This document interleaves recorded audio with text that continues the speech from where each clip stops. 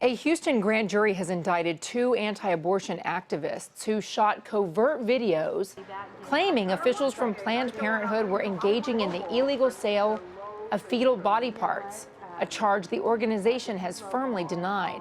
The grand jury also cleared Planned Parenthood from any wrongdoing. Paula Reed is in Washington following this story. I'm guessing that this somehow backfired against the activists here. You could say that, Contessa, although this does bring additional attention to the videos and to the cause that they're trying to push. But this grand jury was originally looking into Planned Parenthood and allegations of misconduct against them after the Center for Medical Progress released these videos that again appear to show employees of Planned Parenthood discussing the sale of aborted fetal tissue for research. But the grand jury declined to indict Planned Parenthood and instead came back with indictments against two individuals who were involved in the making of these videos. The first one, David Daleiden, he was indicted on a charge of tampering with a government record. That's a second-degree felony. Another individual involved in the making of these videos was also indicted on that charge, and Daleiden also faces a charge related to the prohibition of purchase and sale of human organs.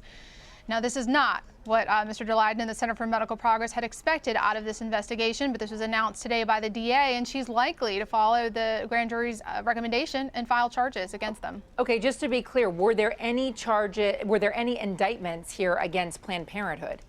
No indictment against Planned Parenthood. Now, there are investigations stemming from these videos taking place across the country. Each state has had to make an individual determination as to whether or not it will investigate. Some states have declined, some states have investigated and not brought charges, but then there are some other states, for example, Texas. The Attorney General of Texas came out today and said his state will continue to investigate the allegations stemming from these videos. Planned Parenthood had said in a letter to Congress that Daleiden was involved in secretly recording Planned Parenthood staff and patients at least 65 times over the last 8 years.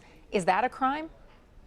According to this particular indictment and what they looked at, they're saying that part of the way they conducted this investigation, their allegations that they used fake IDs, that's, I think, how they got them in this case on this allegation of tampering with a government record. So it depends how you go about doing this. Each state's law is different. So if you're going to conduct an undercover sting or try to collect videos in this way, you have to make sure that you're in sync with the laws of whatever state and county you're conducting this type of investigation in. Okay, and what happens next for the two that were indicted?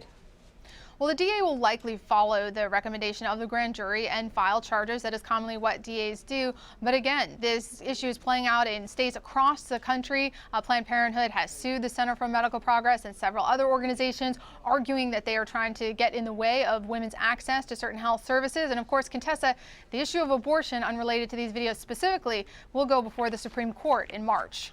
All right, Paula Reed in Washington, D.C. Paula, thank you very much. Appreciate that.